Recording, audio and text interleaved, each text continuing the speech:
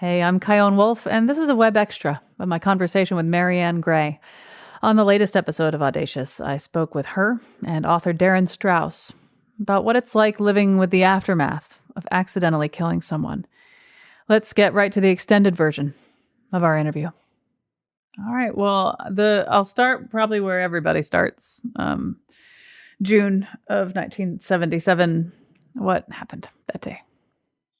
At the time, I was getting a master's degree in psychology at Miami University, which is in the little teeny town of Oxford, Ohio, a very charming college town. I had spent the morning in Cincinnati with friends. I was actually planning to move there. And it was a gorgeous day. I was driving home and I was thinking that I might get to the swimming pool for the first time, of the season. And I was really looking forward to that. And just following the traffic, it's a kind of country highway that leads from Cincinnati to Oxford. It's pretty heavily trafficked. But I was driving along. And then when I was about 10 or 15 minutes outside of town, driving through a very small residential area, a little boy dashed in front of my car. He darted out into the road from my left. I saw him at the last minute, but there was nothing I could do. I hit him, and right away, I knew it was bad. I pulled over, and I've lost a few seconds after that. I do remember pulling over. I don't remember getting out of my car and running across the road. I've just lost some amount of time, not much, but I kind of came back to consciousness. I was kind of hiding literally behind a bush in someone's yard, watching. And fortunately, the child was being attended to. There were lots of people around him giving him first aid. So that was a huge relief, because that was my first instinct, was get to the child, see what happened. And so it turned out that I had hit this child in front of his house. And I was there when his mother, came out of the house screaming, and the neighbors, the women, were kind of holding her. And, this was a long time ago in a little rural area when there weren't very good kind of emergency services. So it took the police about 20 or 25 minutes to arrive. It was endless, just agony. And I was just in shock, but I also realized what had happened and realized it was very serious. When the police came, they actually beat the ambulance. So they took the boy in the back of a police car and went off to the hospital. And only then did an officer kind of start talking to people. And at that point, I kind of went running up to him, literally. And I was waving my hand, and I was like, I did it. Because nobody had really noticed me or seen me or paid attention to me or said anything to me. And I was scared. I was scared I was going to be attacked, because I'd watched his mother screaming and just in agony. And I watched the neighbors, just that little knot of people that gather, and they're crying and they're shocked and they're devastated. And I'd watched all that. So I was really scared. I thought people were going to kill me. So I went right next to the police officer, and he put me in the back of a police car, and took my statement. There was only, I think, one witness, a young girl who really didn't see very much.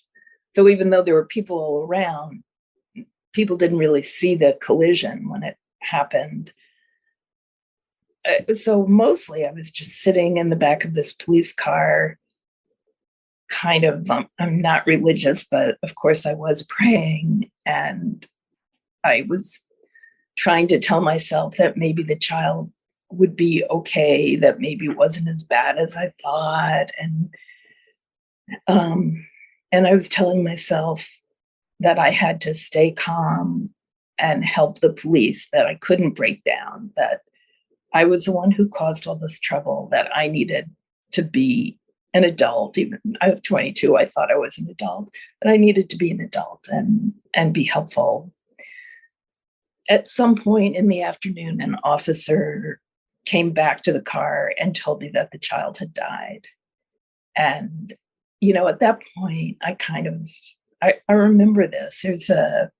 It's kind of common in trauma, but I remember just feeling like I was completely outside my body. Like I was looking at myself sitting in the back of that police car, was kind of leaning over, my hands over my belly, crying and trying not to cry because I needed to be the grown up, and I just remember watching myself do that.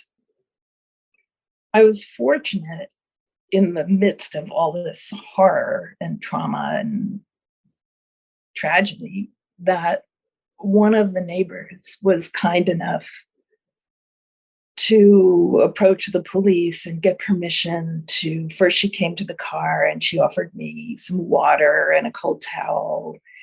And then she invited me into her home so I didn't have to sit all alone in that police car. When I tell this story, this is the part where I still will tear up every time. It was so kind. It was such in some ways, a huge gesture, in other ways, a very small gesture. Just the opportunity to sit with someone who was comforting and sympathetic and kind made a huge difference going forward. I don't know what would have happened had I not had that bit of humanity extended to me. So I stayed with her for I don't know, a few hours, and then the police were like, "Okay, you could go home now. Do you feel okay to drive?" It's like, no, no, I don't feel okay to drive. So I called a faculty member, professor who didn't live that far away, and he came and picked me up. Stayed with him for a few hours. Spent the night with my closest friend. Called my parents. That was horrible. And after that, I was kind of on my own for quite a while. What kind of changes did you notice in the way that you were floating through life? What were the most stark ways you changed? It was pretty dramatic, actually. At the time this crash happened, I was at a peak of happiness in my life. I had been pursuing a master's in psychology, kind of following the program that my family and my background had laid out for me. I realized I wasn't happy with it. I was way too young emotionally in any way to be a therapist. I mean, it was a crazy idea. And I got up my courage and told my parents a few weeks before the accident that I was taking a leave of absence from school, which very quickly turned into leaving the program, and that I was going to just live for a while. And I had made arrangements to move into a kind of urban commune in Cincinnati with a bunch of other kids who I really liked. And it just felt like the world was opening up, and I was super happy and excited and felt like I was just coming into my own. And I was coming into my own. All of that I now know from where I sit all these years later was completely age appropriate. My parents were very unhappy about it. Which is age appropriate, right? Yeah. And then this crash happened. So initially, I just had extremely severe kind of traumatic stress symptoms. I had constant, what would be called intrusive images, some flashbacks.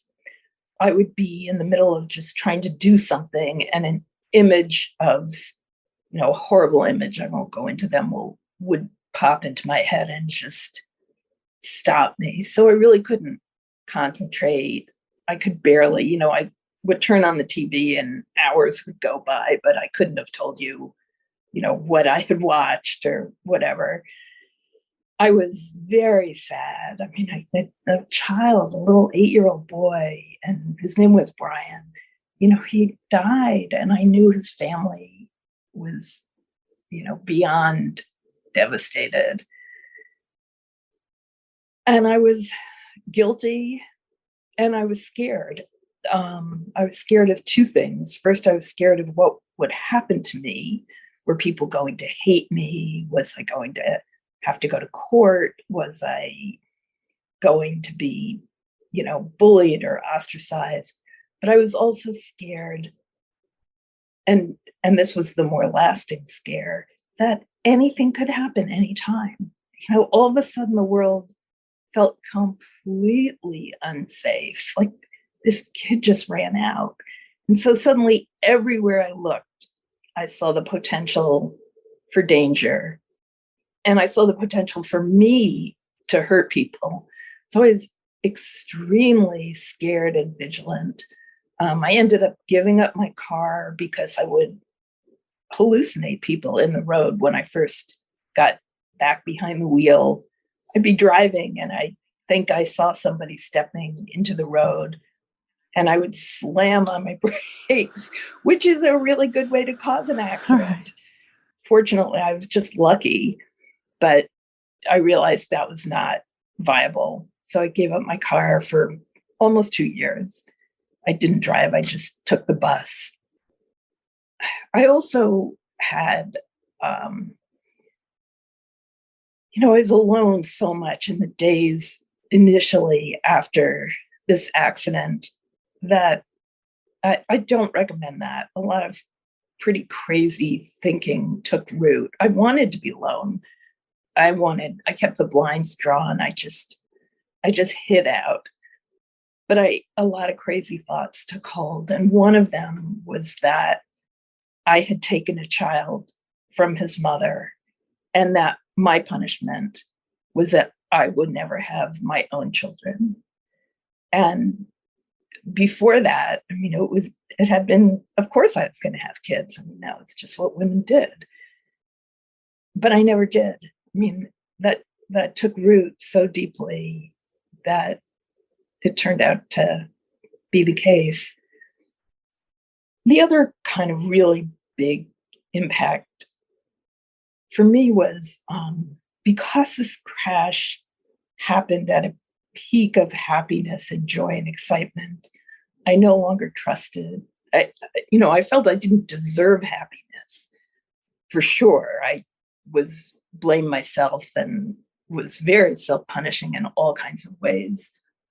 But I also didn't trust happiness. Like, what if I got really happy? Then I might forget to be vigilant, and then I might kill somebody else or do something else terrible. So every time I got happy, I'd be like, okay, Maryann, you know what happens when you get happy. You know what happens. You better be careful. And so you're always suspended in this. I had to tamp it down. The adults around me, my professors, my parents, other relatives that I loved, and friends, the people who love me, without exception, said to me in their own way, this was a terrible, tragic accident. It is horrible that an 8-year-old was killed, but it wasn't your fault. You did nothing wrong. You're a young woman with your whole life ahead of you. You need to just, take a few weeks, get over it, and then move on with your life. And I wanted to do that, but I couldn't. I had all this other stuff going on. And I didn't feel like it was my right to demand attention or solace or comfort. I was the one who created this problem. I was the one who devastated a family, totally upset my own family. The whole community was mourning for this child, and I had done it. It was me. So I felt like I just had to suck it up and deal with my own thoughts and feelings and not expect other people to comfort me. I was supposed, if I couldn't comfort them, at the very least, I could just not ask them to take care of me. So I got very good at hiding what was really going on. I'd be sitting at dinner with my housemates and having a conversation on one level, or eating or cooking or whatever. And on the other level, I'd be having these images, these intrusive images, or I'd be thinking about the child, or I'd be scared I wouldn't see like a knife on the countertop and get scared that someone would hurt themselves. But all of that was going on as invisible as I could make it. And so there was a big gap, a big disconnect between me and other people that had not been there before, at least to the same degree.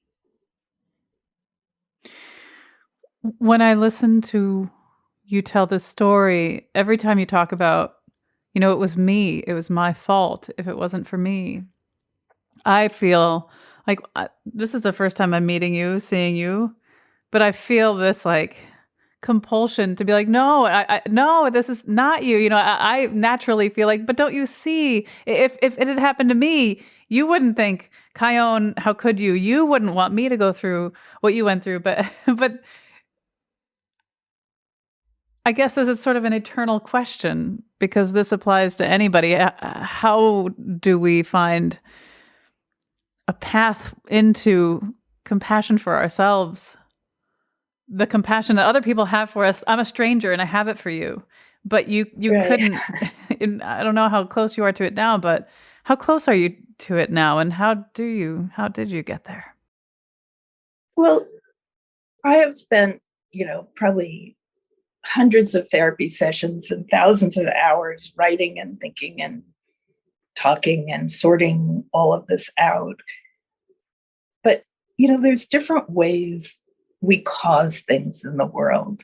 We could say, oh, that avalanche caused the death of the skiers, right? But nobody's blaming the avalanche. The avalanche doesn't have any morality. And in some ways, I feel like that is not a bad analogy for my situation and those who have had similar experiences to mine, that I really did do nothing wrong. And this child darted into the street. So I don't hold myself culpable, but I did cause his death. I drove the car into his body. I did that. And so when I say, even to this day, I blame myself, I'm not making a moral judgment.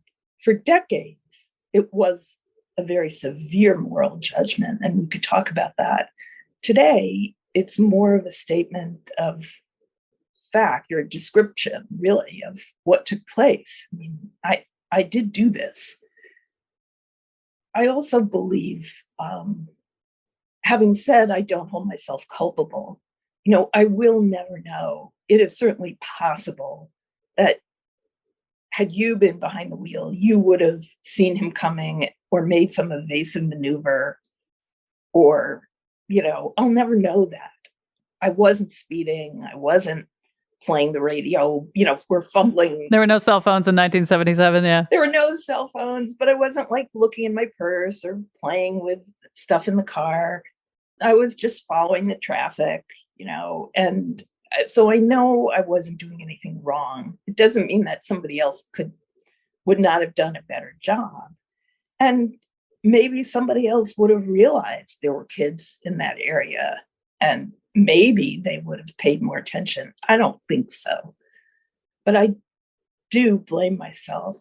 I also have come to believe very strongly, and this is fairly recent, that guilt is appropriate under the circumstances.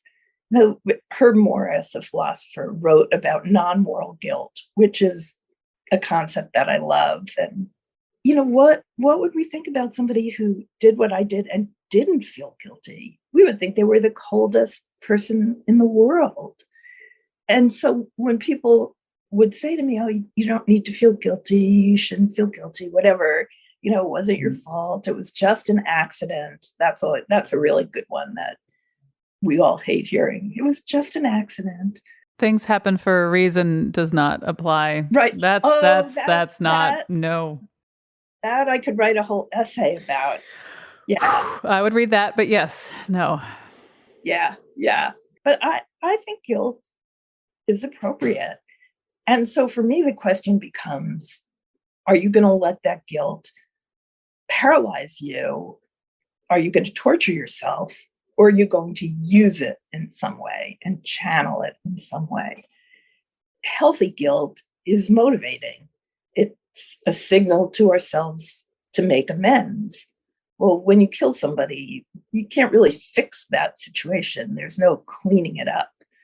And my guilt was so extreme that it just paralyzed me. It froze me.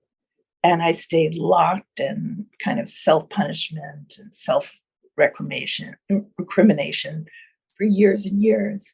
So now I say, I finally learned, like, okay, how can I channel the guilt? How can I use this guilt? And I have to imagine that part of that led you to creating your website, Accidental Impacts, which it's wild how few resources there are for people in your situation. When people go to Accidental Impacts, what's there for them? You're right. There's an amazing lack of resources for people who unintentionally harm others, kill them, or seriously injure them. Compared to almost any other trauma I could think of, there's hardly any research. There's no self-help materials. There's no therapeutic protocols. There's just really nothing out there. We're the self-help or the peer support organization, and the only one.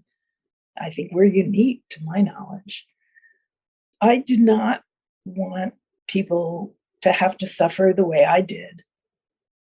One of the costs of my suffering was that I didn't do much good in the world. I was so focused on not doing bad, so focused on not hurting anybody else and not making things worse, that I didn't really take many risks to make things better, even though I had the education and the resources and the intelligence and the connections and skills and so forth to, I think, really make a difference.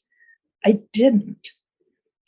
And so for me, the dealing with my guilt constructively meant, what can I do to make the world a better place?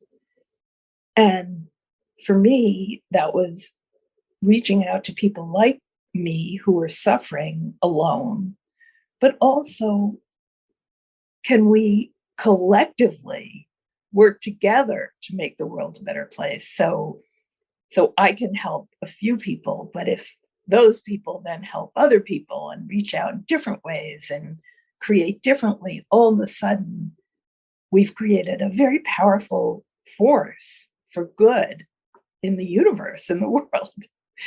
And that's exciting to me. So that's why I started Accidental Impacts. Most people find us online, although we've gotten a lot of media lately, and there's other ways people find their way, but mostly they find us on Google. They will discover, first of all, a lot of information, basic information about acute and post-traumatic stress, what we call moral injury, the despair of falling short of our own moral standards and expectations for ourselves. They will find a discussion of responsibility, blame, accountability. Some people, as I did, blame themselves inappropriately, and there's a cost to that. But that is nothing compared to what I believe to be a fairly small number of people who refuse to accept responsibility or are unable, perhaps because of addiction or mental illness or whatever is going on with them. But if you don't kind of look at yourself and say, oh, yes, I was having a road rage incident, or, oh, yes, I was way too tired to be driving, or I should never have been operating that equipment without having had training, whatever it is, there are people who need to clean up their act. It doesn't mean they're not suffering. It doesn't mean they're terrible, evil people. But if they're going to heal and recover and grow, it starts with accountability. So they'll find a pretty robust discussion of that. They'll find a discussion of what we call post-traumatic growth. Nobody is ever going to say, oh, it's really too bad that I killed somebody, but at least I grew as a person. Nobody's going to say that the way they might say that about like getting cancer or being a crime victim. But as long as it did happen, you may as well choose to grow. I mean, what other choices do you have? You could do what I did and, crawl into a hole for 25 years or whatever. I would rather people deepen their strength, compassion, ability to take the perspective of the other, perhaps commitment to making the world safer. I would like to see people think about the meaning of life, cherish life, appreciate life. So there are ways that we grow, and that's called post-traumatic growth, and there's a literature on that. They will also find a lot of resources, books, podcasts, articles that they could take a look at. Most of them are interviews and personal stories of one kind or another. And they will find lots of comments, personal people who have chosen to share their personal story or to respond to someone else's personal story. And those comments are extremely touching and powerful. And then the way people respond to each other is also very beautiful. We also have information about our programs. Accidental Impact started as just a website. It's now a nonprofit corporation, 501c3. And we offer 3 different peer support opportunities. One is our monthly fellowship meeting. Another is called expressive writing. It's a kind of guided journaling process that meets once a month. And we facilitate one-to-one peer support. So we just maintain a list of people who are willing to be contacted by people who want to talk to somebody. We emphasize that none of us, well, we have a licensed therapist on our board, of course, but those of us who are in leadership, visible leadership roles and offering peer support are not therapists. We are not trained. We're just folks who are further down the road. And we really encourage people who have unintentionally killed or injured someone to get into psychotherapy. We think that's really essential. And what we offer is a great adjunct to that, but in no way a replacement. When you first started connecting with people who had had similar experiences where they had seriously hurt or killed someone accidentally, after all that time, what was that like for you to make those connections and hear maybe some of what you were experiencing coming out of other people's mouths? Oh, it was so powerful. It was so powerful. I've written about or talked about the way this all got started publicly, which was in 2003 when there was a horrible Santa Monica farmers market car crash. An elderly man killed, I think, 10 people, injured dozens when he lost control of his car. And I had worked at the Rand Corporation, which is like 3 blocks from the farmers market. I'd been to that farmers market. Everybody around here has been to the farmers market. It's a big one. And I knew people who were there that day. And, so it felt, I wasn't there. I was working across town at the time, but it felt very personal to me. And when I heard people screaming that this guy was a murderer, that he did it on purpose, now that touched me in a way. And so I ended up writing a commentary, which I impulsively sent to NPR, and then I ran it, and then people, and I had friends who never knew, like close friends who heard what happened when they were driving home from work and I came on the radio. And all my coworkers, none of my coworkers had known. My husband knew, but we'd never talked about it. So he learned more about what happened from those 600 or 400 words than he had from the whole duration of our marriage, our relationship. But people started kind of coming out of the woodwork to say, this happened to my sister, my mother, my neighbor, and I'd never talked to anybody in all those years. I'd never talked to anybody who had unintentionally killed someone or even hurt someone. So it was so powerful to begin those conversations. Say, you felt like that? I felt like that. How did you forgive yourself? Did you forgive yourself? Yeah, what is forgiveness in this case? Yeah. Exactly.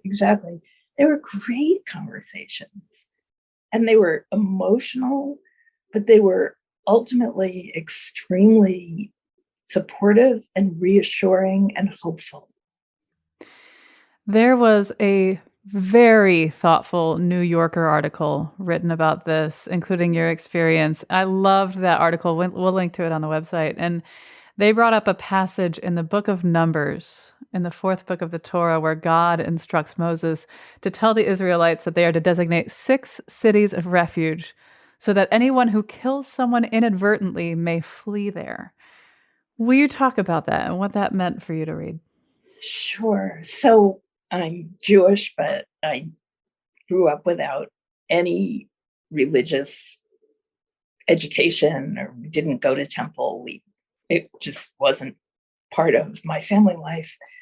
And I knew odds and ends about Judaism. But one of the ways I kind of tortured myself after this accident was I remembered people saying to me things like, Christians care about what's in your heart and your soul and your mind, but Jews are focused on what you do.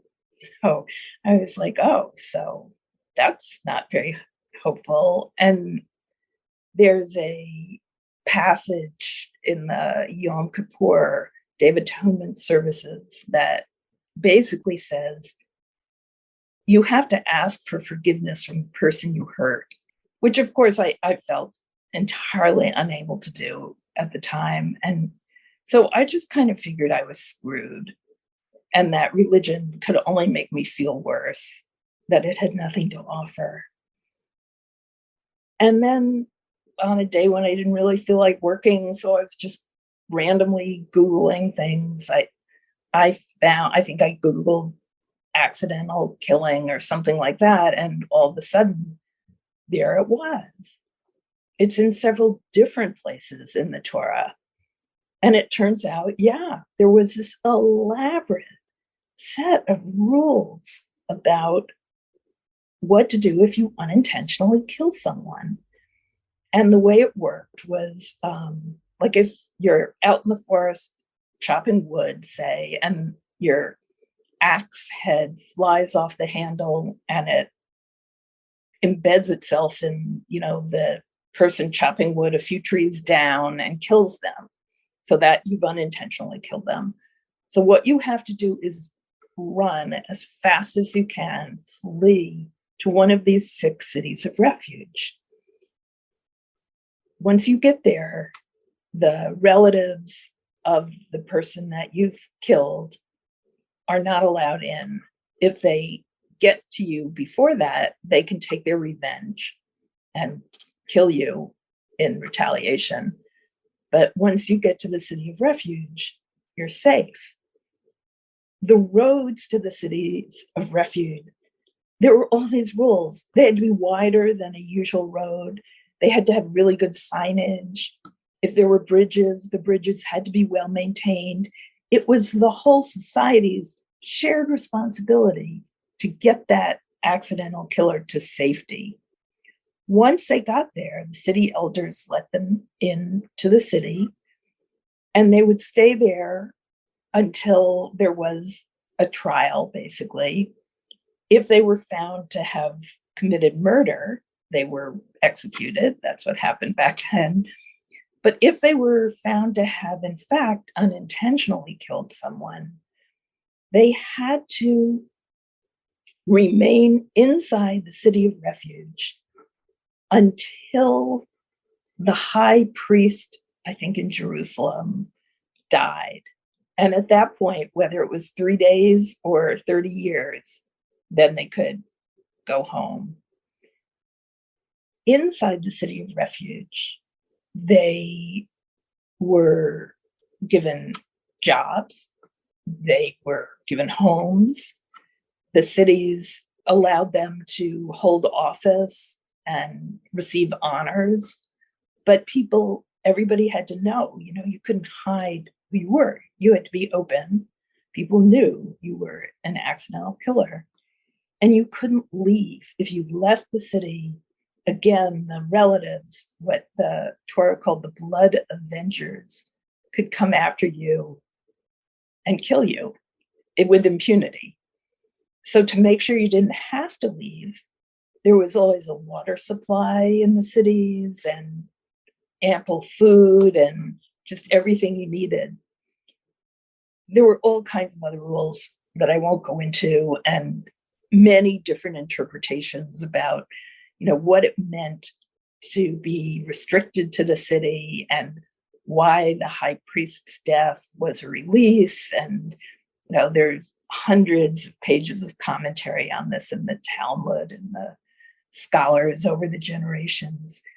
But I love the idea that a society had a whole set of procedures and rules that, on the one hand, held the accidental killers fully accountable for what happened. There were quite serious consequences. But on the other hand, it was extremely compassionate, right?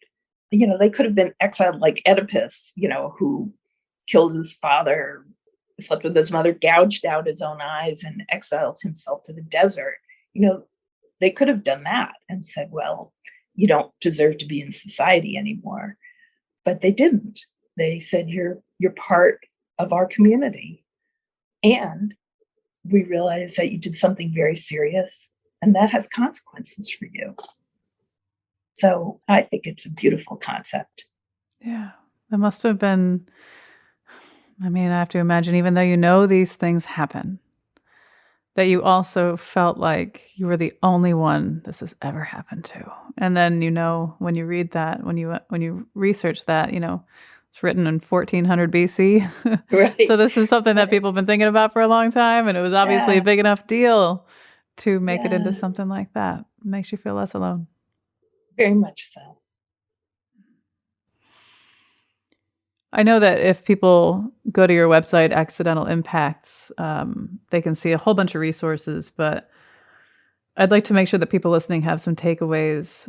First, for if this happens to them, if this is something they go through, just a few key things that, you wish you knew to keep in mind about the reality of things. And then some advice for people who love someone who's going through what you're going through. For someone who unintentionally injures or kills someone, I think it's useful to think in terms of a journey. You may be feeling anguish, despair, hopelessness. You may feel like you could never be happy again, that you'll never find your way back to the self-acceptance or peace with yourself or with your world that you knew. But you can, and in my experience, you will. It is a journey. It's a hard journey. It's a painful journey. I believe it's a journey that is facilitated by letting other people help you. I strongly recommend psychotherapy. It doesn't mean you're weak. It doesn't mean you're self-indulgent. It doesn't mean you're turning yourself into a victim. It doesn't mean you're crazy. It means you're strong. It means you're interested in learning better coping skills, that you're interested in clarifying your values and the meaning that you want to assign to the accident, and that you want to think carefully with input from someone who cares about you, but could think more objectively, perhaps, about how you can most effectively respond. And until those symptoms are brought under some kind of control, it's very difficult to think clearly and function effectively in the world. So those are all good reasons to go to therapy. So I want to really give a hopeful message. And for me, the end goal of all of this is to honor our victims. I believe we do that by making choices that make the world a better place. So some people invest in community service, volunteer work, advocacy, fundraising, good deeds of one kind or another. Other people choose creative expression, art, music, writing. Other people, Darin Strauss is a great example of that, by the way. I think his book is beautiful. Other people deepen their spiritual connections and beliefs, or they develop their own skills and talents through education or whatever. And many people simply say, I'm going to make the world a better place by being the best person I can be. And I'm going to live with compassion and integrity. And I'm going to make kindness my choice, even when it's difficult. And I'm going to do that in honor of the person who died and everybody who suffered as a result. Because life is precious and it's fragile. So let's show our appreciation by taking care of each other. So that's my message. That last part is down the road. The first challenge is coping, dealing with trauma, dealing with moral injury, dealing with whatever legal repercussions there may be. The growth and honoring and all that comes later. So that's why I talk about it as a journey. It really can't be rushed. We do it on our own time. For friends and family, the support and the love that friends and family offer is invaluable. I think people who unintentionally harm others are afraid that they're going to be hated and ostracized. And sometimes they are. I know people who've been physically attacked, trolled on social media horribly. So to know that even if they feel disconnected, they are still invited to be part of the family, part of the friendship circle, part of the community is so important and will be so valuable, even if it's hard to see at a particular moment in time. We've talked about some things not to say. It's so hard to see people that we love suffer. So we want to say, oh, it's just an accident. Your intentions are good. You're a good person. You didn't mean it. It's not your fault. Or maybe it is their fault, but then you say, it was just an accident. You did the best you could. These things happen. Mostly there's no harm in that, but it's not helpful. And sometimes it's harmful because sometimes the person listening gets the message, oh, I guess I better not talk about this. Or they feel more alone. Nobody really understands. So I recommend listening with compassion and love, certainly inviting the person to consider thoughts that might be irrational or not very constructive. But listening is so important. There's other kinds of support that people need in the weeks immediately following an a serious accident, some people are really great at the listening, hugging, compassion. I'll just sit quietly with you. If you don't feel like talking, I'll hold you when you cry. Not everybody's great at that. But there's all kinds of logistics. The kids need to be picked up from school. The groceries need to get to the refrigerator. The bills need to be paid. And there's usually a whole bunch of really tedious and awful regulatory and legal stuff, insurance records, legal records, accident reports. If someone is good at that stuff and can say, you know what, let me deal with the insurance company, let me find you a lawyer, let me find you a therapist, let me drive the kids, let me make dinner, let me organize the neighbors, whatever. Sometimes people want other people to know what happened, but they don't want to have the conversation. It's another way you could help. And then providing information. If the person isn't ready to surf over to accidental impacts, well, a friend or family member could do that and pull out or learn what they think is going to be helpful and share that. So no, the fact that you're having these flashbacks does not mean you're crazy. If this is a normal reaction to an abnormal situation, that can be reassuring, little things like that. So there's so many ways to help. Most important way is to reassure the person that you're not abandoning them. When I hear you talk about the importance of making the world a better place, I keep thinking about the neighbor who took you from the back of that cop car. She showed me that. I think she taught me that. Just the simplest act, but it was so kind and it made such a difference. And, if more of us, everybody could follow that example and say, well, we don't always know exactly what happened. We have our own feelings and our own upset. They knew this child, but there's somebody who's in despair. Why not choose kindness? What are some things that people maybe misunderstand about the work you're doing? I'm not trying to create a new class of victim here. I realize, if we're not exactly perpetrators, we're certainly not victims. And the real victim is the person who died and all of those who mourn for that person. So I want to be really clear about that. I believe in accountability, and I think that's essential to society and essential to our own well-being.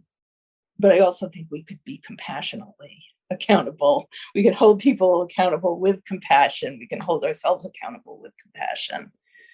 But I always worry that people are going to kind of get their backs up and say, oh, she's just trying to say that she's the victim. It's like, no, I get that. Listening to you tell the story about what happened, I can sense your discomfort. I see that it's still difficult to talk about, which makes sense, of course. What does it do to you to tell the story now? I have mixed feelings about it. In some ways, I'm not thrilled to be the poster child for accidental killing. That's not really what I wanted in my life. And there's more to you than this. You are not one thing. There's a lot more to me than that. And so in that regard, I don't love it. In another way, I know that every time I tell my story, my website is going to get more hits and I'm going to get more emails and people are going to write more comments to the website. And so it's my mission. I've chosen this. I've bought into it. So I appreciate the opportunity to tell my story.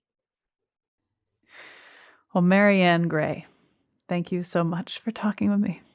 Thank you. You've taken on a challenging topic, but I think it's an important one. Me too. You can visit Maryann's website at accidentalimpacts.org. And you can get in touch with me. My email is cwolf at ctpublic.org, and our landing page is at ctpublic.org/audacious. Thanks to my team at Connecticut Public Radio, Katie Tolarski and Jessica Severin DeMartinez. And thanks very much to you for listening to this Web Extra. Take care.